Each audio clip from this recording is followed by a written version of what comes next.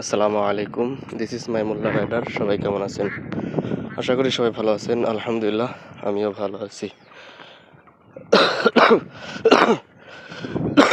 আজকে গাড়ি রেখে হেঁটে হেঁটে যাচ্ছে এই মেঠো পথ দিয়ে।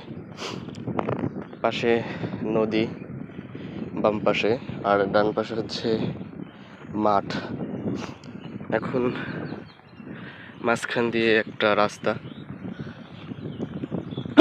এই তো তাল গাছের সারি,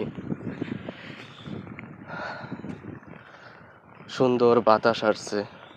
বাতাস যখন শরীরে লাগে তখন আলাদা এক অনুভূতি।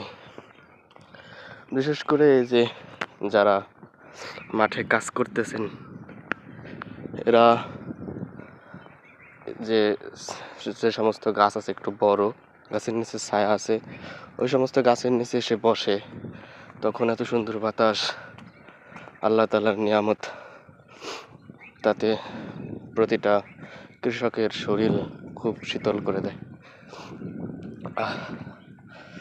গলার অবস্থা এবং কণ্ঠস্বরও ভালো নাই, ঠান্ডা লেগেছে।